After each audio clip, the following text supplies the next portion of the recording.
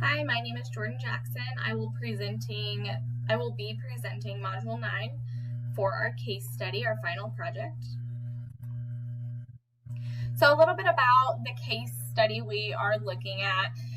Basically, two young boys, James and David, are observed by a teacher during their 5th period, passing some sort of object. The teacher reports them. The assistant principal, Richard, has them arrested. James admits to giving the brass knuckles to David, although both students are taken to jail and charged with felony possession of prohibited weapons. This school has a zero tolerance policy involving weapons, and the consequence for breaking this policy is an expulsion of no less than 45 days. Richard is a first-year assistant principal, and he is to make an ethical and legal decision based on what he feels is right and what the school requires him to do.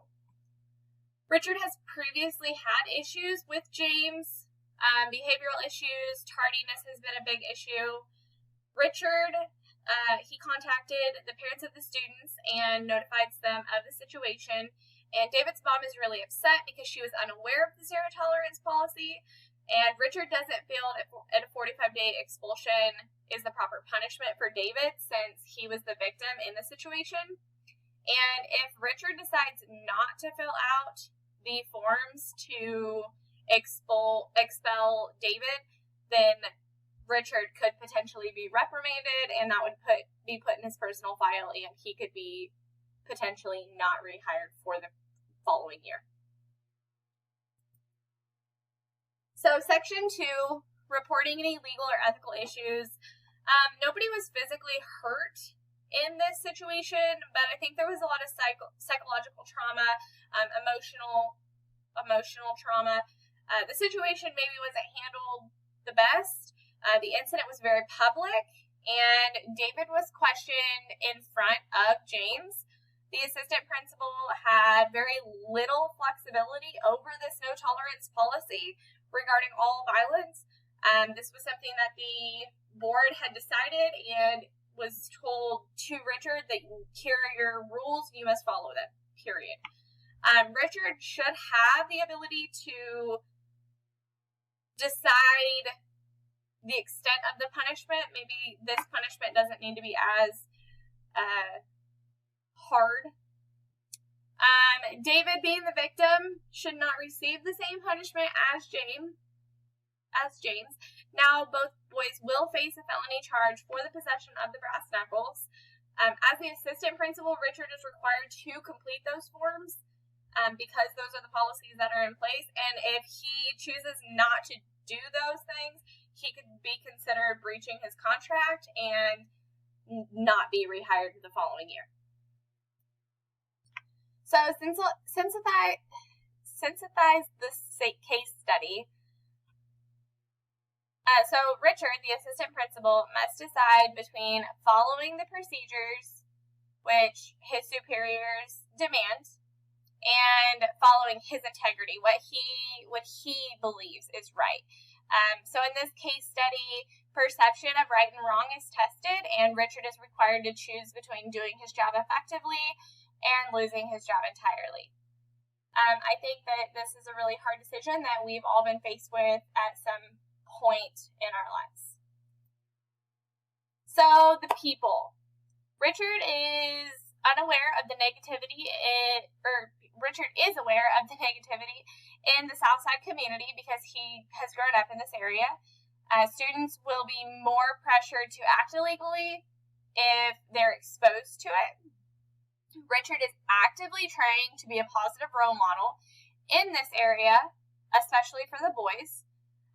Richard also answers to a very strict group of board of directors.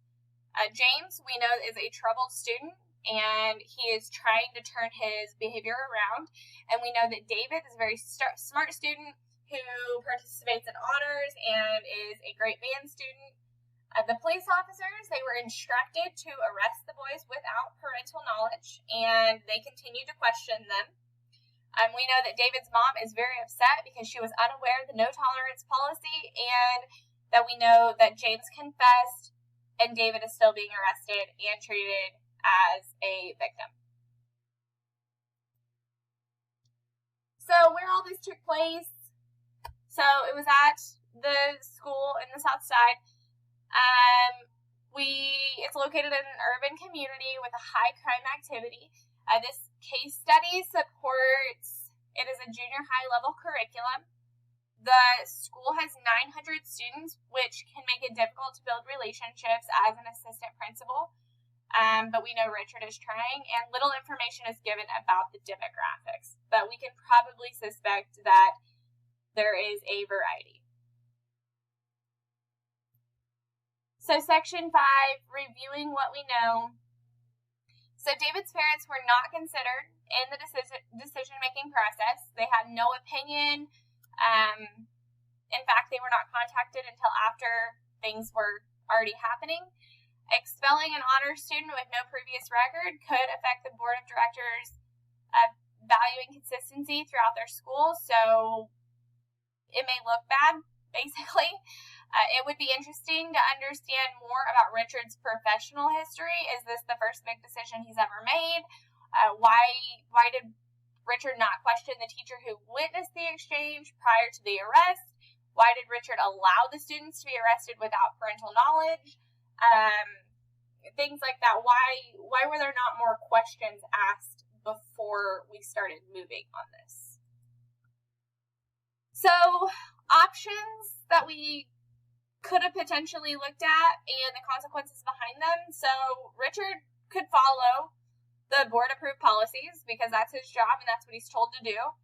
He could complete the forms. He could expel the boys. This is school policy. It's pretty cut and dry. And it still remains in the question of if it's the most ethical decision for David, considering he was the victim in the situation. Richard could refuse to follow the board-approved policy and potentially face the official reprimand, and this would then go into his file, and he could potentially not be rehired the following year. It could also taint his reputation as a leader to the board. Another option that could be there is the assistant principal, Richard, could approach the board about amending the policy, and he could also approach the parents about their options to amend the policy and make an appeal to the board. This option, though, would take time, and Richard could still appear non-compliant to the board and could potentially still end up being reprimanded for his actions. So it's not as cut and dry as, say, solution 1. So evaluating the pros and cons of each option. So if he complies, if he does exactly what he's supposed to do and what he's told, obviously the pro is he doesn't get reprimanded. He doesn't get in trouble. He followed orders. He did what he was told. That's a good thing. The board likes that. Cons, Richard's integrity. He's questioning himself. He's asking if it's the right thing to do, and could it be harmful to David potentially? If he refused altogether to expel David, the pro is Richard did what he thought was right. He keeps his integrity intact, and he's protecting David. He's advocating for him. The cons, of course, are Richard gets reprimanded and potentially not rehired next year, and could potentially maybe even lose his job that day. That's always an option also. So an alternative option with allowing an appeal to happen, the pro would be that the policy allows for certain exceptions for the future. So if we were to appeal and amend the no tolerance policy, we could word it differently to where we do allow for exceptions on a case-by-case basis, and that could be up to the board and administration's approval. And then cons is obviously it's going to take some time getting everybody together, getting everybody to work together, and then ultimately agree on a final decision. And it could still potentially result in a reprimand for Richard because he didn't do what he was told. So the best option, in my opinion, After considering all options, I think the most ethical option that has all the stakeholders' best interest is taking the time to make that appeal. I would ask David's parents to approach the board with the intent that the solution is evaluated to ensure that all stakeholders are appropriately responded to the known tolerance policy in place. Approaching the board allows for all stakeholders to understand that the policy is acceptable, but it allows for the parents to understand that the board has the student's best interest in mind. So if we were to make an appeal and amend that policy, then we could allow for exceptions in the future and go back to, we sit down, we evaluate the situation at hand, and it's a case-by-case basis, and all stakeholders are being thought of. All of their interests are in play. So implementing my own decision, if I were the assistant principal, I would not have filed the expulsion forms for David, understanding that, yes, it could potentially tarnish my career and my own personal beliefs, but I would not, my own personal beliefs would not allow me in good conscience to give David the same punishment as I would James. James confessed to the situation. Maybe David was guilty by association, but again, I think this plays into case by case, and I would at first inform my direct supervisors. So contact my administration, say this is what the situation is, what can we do, and then if we need to go further than that, we would. But I think that an appeal is the best option for all stakeholders, and if it was denied and I was in trouble for not following these policies, this would not be a district that I would want to work under, because I want to advocate for my students, and I would formally resign from my position and move on from that district, because I would not feel comfortable as an educational leader under this district's moral compass, I guess is a good term.